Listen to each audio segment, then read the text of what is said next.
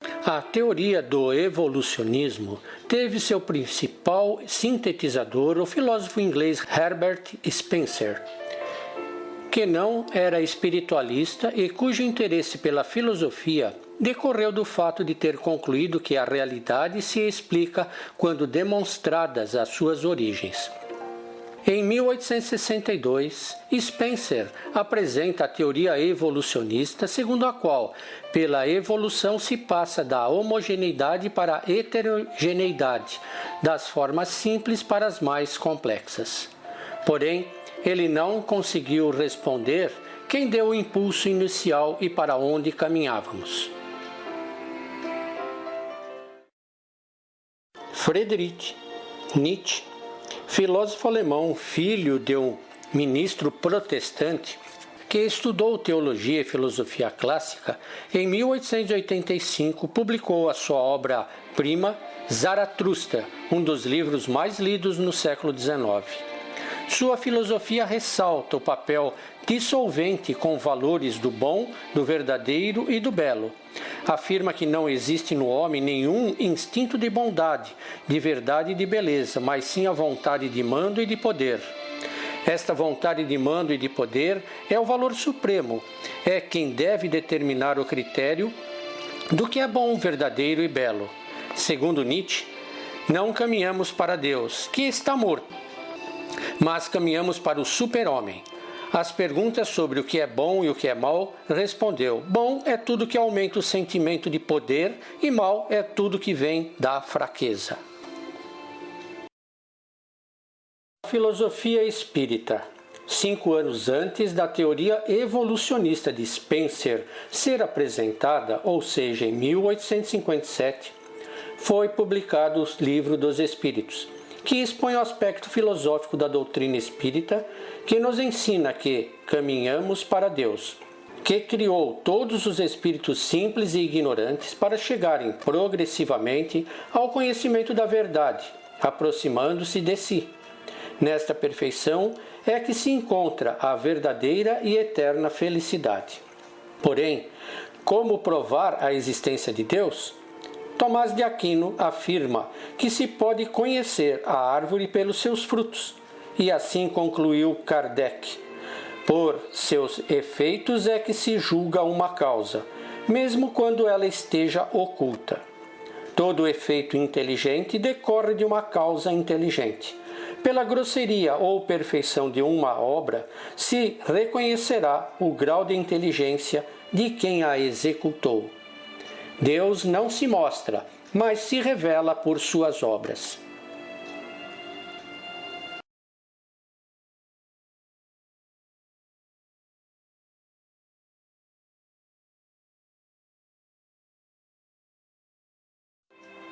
O Espiritismo nos convida a estudar a essência dos fatos, isto é, as leis que regem os fenômenos. Passando a observar essas leis, perfeitas, eternas e imutáveis, que regem todos os fenômenos naturais, notamos que em todas elas reflete-se algo que causa em nós um sentimento de profunda harmonia. Para onde evoluímos? Ao caminharmos para Deus, nos deparamos com acertos e desacertos, que chamamos de bem ou mal. Por isto, nada mais é do que estarmos conformes ou não conformes com as leis divinas. Nesta marcha para a evolução, uma força poderosíssima nos impulsiona o espírito em direção a encontrarmos-nos com Deus. Em outras palavras, inconscientemente a centelha divina busca encontrar-se a si própria, ou seja, encontrar a unidade com Deus. Nós nos impelimos a nós próprios, em direção ao nosso próprio íntimo, onde reside a centelha divina em nós próprios. Esta marcha para encontrar-se a si mesmo, acionada pela lei da evolução, se faz pela lei do esforço próprio, ou seja, pela lei do trabalho, orientada pela lei de causa e efeito, ou seja, pela lei de justiça, impelindo-a para encontrar a harmonia universal, sintonia e reciprocidade, que nada mais é do que a lei do amor. Vontade de encontrar-se a si próprio reflete a lei da evolução. Acionando o esforço próprio, reflete a lei do trabalho. Controlada pelas causas e efeitos, reflete a lei de justiça. E buscando a unidade com Deus, reflete a lei do amor universal. Porém, existem as leis, mas por que somos contra elas? As leis estão gravadas em nosso subconsciente. As leis nos impulsionam ao despertamento dos valores interiores. Fatalmente, somos impulsionados para a reintegração divina. Porém, se nos rebelamos, se não quisermos seguir o programa previsto nas leis de Deus, somos como o filho pródigo, onde Deus permite seguirmos nossos desejos por nossa conta e risco.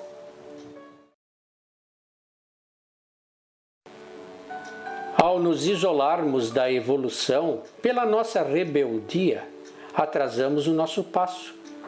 Estacionamos no caminho já conquistado, que passamos do mineral, vegetal, animal, nominal, rumo ao angelical. E retroagimos na forma, regredindo de um ser humano para a forma primata. Depois, através da licantropia, passamos por variadas formas. Depois, podemos chegar até vibriões, fixando-se em ovoides, ou seja, o suicídio do próprio consciente.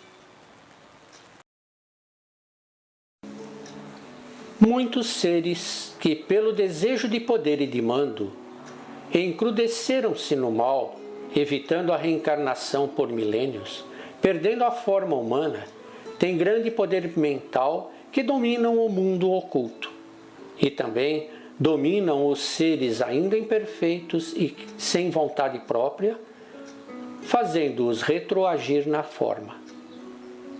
Porém, há nos dragões e magos negros uma centelha divina como nossa, vibrando dentro deles. Do criminoso ao santo, todos, indistintamente todos, que estão matriculados nos dois lados da vida na Terra, somos almas decaídas nos processos evolutivos. Os próprios seguidores de Jesus, Paulo de Tarso, Maria de Magdalo, Joana d'Arc, entre outros, foram almas falidas em processos de recuperação. O que leva um ser a permanecer no mal? Porque ele não se recua e volta ao bem? Porque a revolta anestesia a alma. Por isso vemos espíritos renitentes no mal, albergados nas regiões umbrosas por séculos incontáveis. Ao comprazerem-se em crueldades, encontram-se momentaneamente livres das enfermidades atrozes e isentos das dores da alma. Habituados às furnas abissais e insensibilizados pela rebeldia, não experimentam os salutares sentimentos carenciais do espírito, como a culpa. Não se dão conta da própria infelicidade. Eles sabem que, se permitirem sentir compaixão, suas defesas ruem por terra. Então se mantêm firmes na frieza dos sentimentos, para se imunizarem contra os sentimentos de culpa e de remorso. Caso permitam um benfazejo sentimento de culpa, abrem-se-lhe os campos da alma para que a lei os conduza ao roteiro de expiação e provas, o qual, embora amargo, é eficaz para arrancá-los do nevoeiro infernal em que se demoram.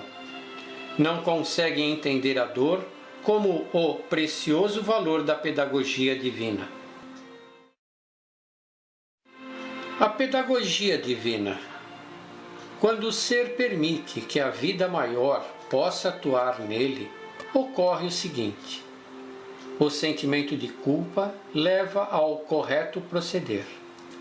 A impotência excita-o ao avigoramento. A insegurança estimula-o à inteligência. A desvalia orienta-o ao apropriado engrandecimento da alma.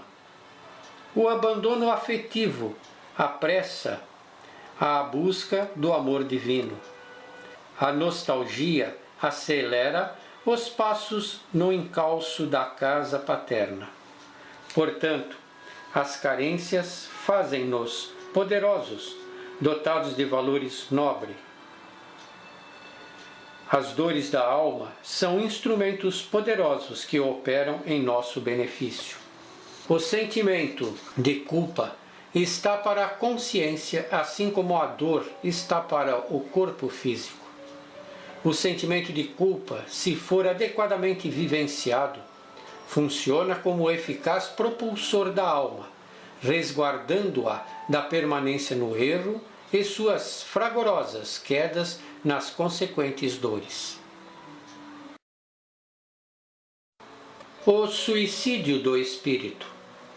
Caso o impulsor divino da culpa não agir no campo consciencial, o ser permanecerá nas regiões avernais, perseguido sempre por algozes, ou, o pior, mergulhará na lamentável morte da consciência nos precipícios subcrostais. A ovoidização, ou seja, a segunda morte, é a morte temporária da consciência, transformando-se em cistos humanos, como único recurso de evadirem-se da excruciante realidade em que se aprisiona. O espírito embrutecido, encarcerado na escuridão, sob um calor intenso, experimentando a escassez de oxigênio, o peso e a rudeza das rochas, sentindo-se imobilizado, só e vivenciando isso por séculos, acaba desesperando-se por acreditar-se irremediavelmente perdido e nesta condição de sofrimento atroz, a única possibilidade que vê é a segunda morte, ou seja, anular o metabolismo consciencial. Raros conseguem resistir aos embates físicos das profundezas do abismo, sem se recolherem da contração das formas, uma verdadeira involução. O ovoide é um espírito regredido na forma. Muito tardará a recuperar-se dos graves prejuízos evolutivos. A bênção do esquecimento. A misericórdia divina oculta-nos momentaneamente a lembrança das ações criminosas do nosso pretérito, pois não toleraríamos continuar revivendo-as na condição de restabelecimento a que nos propusemos. Porém, o peso no inconsciente clama por reparações. Um ponto de interesse. Quando invertemos decisivamente a direção de nossas intenções do mal para o bem, neste instante abandonamos o equívoco das grandes revoltas contra a lei e iniciamos a senda da regeneração, recolhendo o sufrágio das enfermidades amigas a fim de fixarmos as lições do amor na nossa alma. A densidade do espírito. Assim como nas camadas eletrônicas, quanto mais distanciado do núcleo denso da Terra, mais diáfano se distende um campo espiritual, propiciando aos seus habitantes um maior bem-estar, leveza de alma e liberdade de ação. E o que determina ao desencarnado situar-se em um dado nível específico é a sua densidade espiritual, diretamente proporcionada à sua integridade moral e ao seu adiantamento evolutivo. Logo, quanto mais consistente no bem se apresentar o espírito, menos denso se faz o seu corpo psicossomático, permitindo-lhe gravitar naturalmente para um nível de melhor densidade vibracional.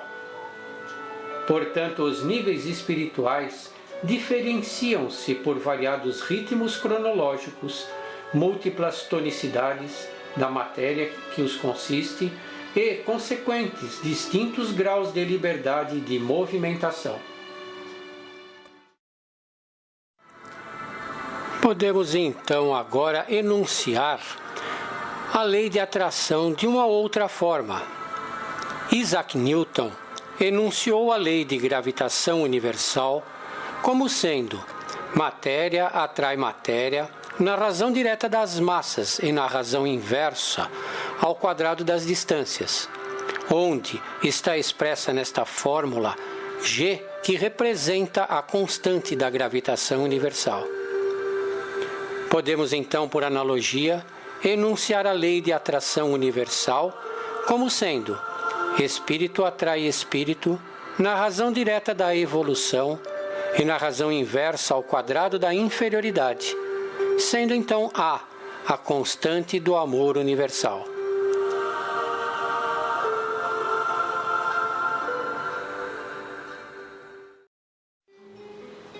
Esferas de ação.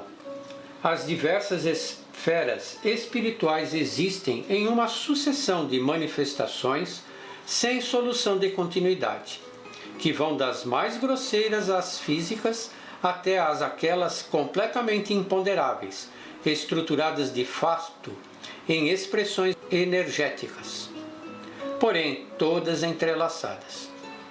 Caminhando por entre elas, o ser se aproxima paulatinamente da sua máxima realização, o estado de pureza espiritual, condição na qual foi criado, quando então adentra sua residência definitiva, o absoluto divino.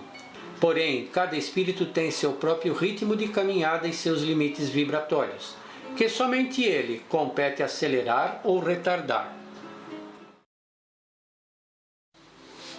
Entidades superiores.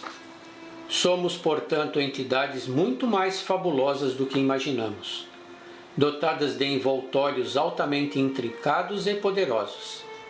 Verdadeiramente somos deuses, em transitório processo de contenção na realidade densa. Vendo nossos corpos espirituais, constatamos que estamos apenas momentaneamente enlaçados em vestes provisórias apenas para aprendermos a delas nos libertar.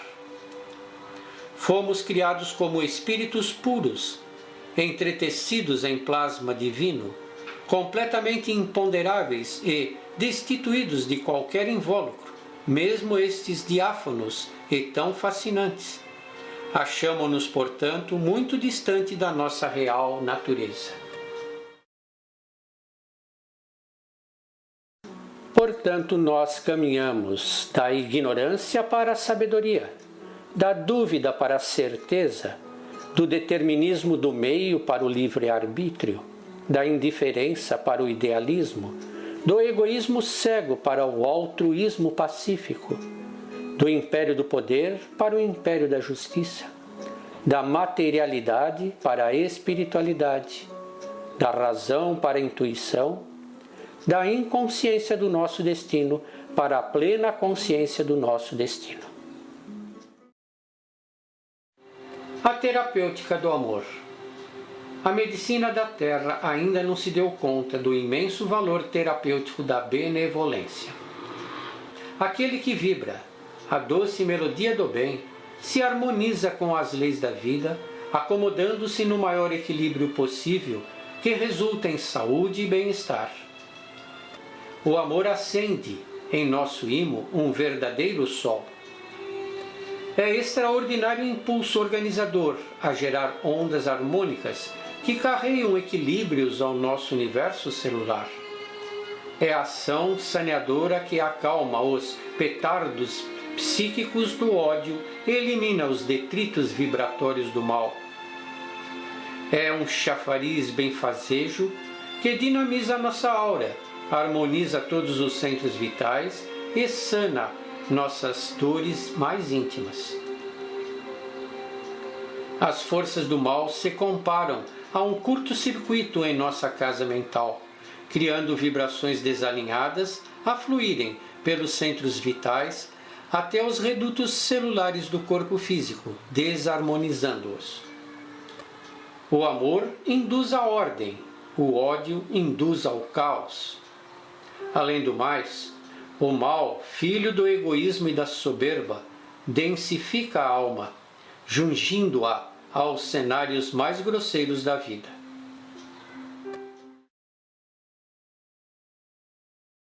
A evolução humana. Face apoiada nos dois trilhos da estrada evolutiva, o sentimento e a inteligência, que se refletem no amor e na sabedoria. Que a prática do amor subsidie o nosso progresso, servindo-nos como um farol a iluminar-nos a razão.